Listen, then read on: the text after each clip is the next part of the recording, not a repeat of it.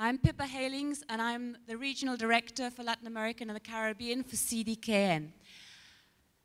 We heard Neville talk about why CDKN is supporting an implementation plan to avert recurrent deficit. We've heard Kate say, in Latin America, what many are saying, this is the decade for Latin America, and one of those stars, the emerging stars, is Peru, emerging economy.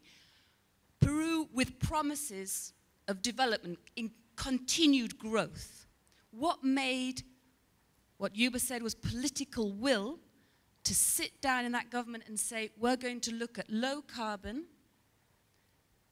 resilient, climate resilient development. And not only that, when there was a change of government immediately after that, outgoing governments is always easy to start on that, and the change of government and the new government comes in, it continues.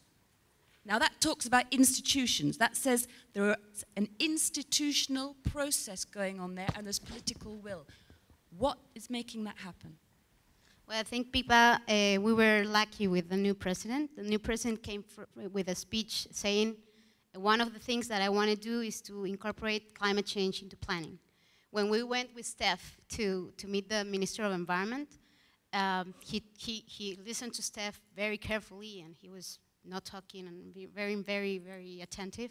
And after that, he said, okay, I had a mandate to incorporate climate change into the development process, and now I have a tool to do that. And the MAPS project is going to do that.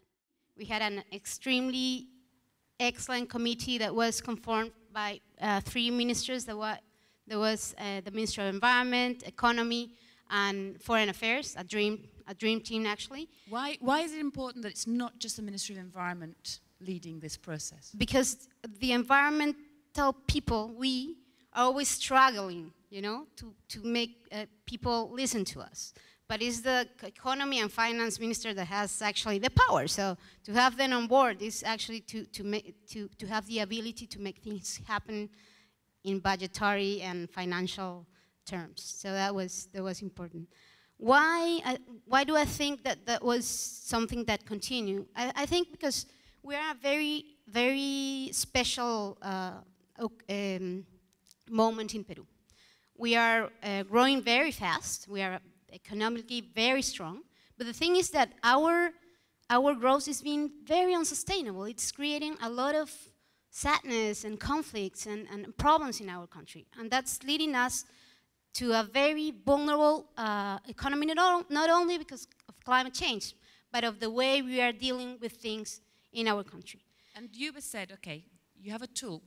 What's the question that our Interministerial Steering Committee said, this is the question we're going to ask of that tool is going to help us answer? What's the question? Actually, the question is, there are many questions, but the broader question is, can we develop differently? Climate change is just an excuse. We have to find options on how to develop with inclusion and with less impact and still growing. And climate change is giving us this opportunity.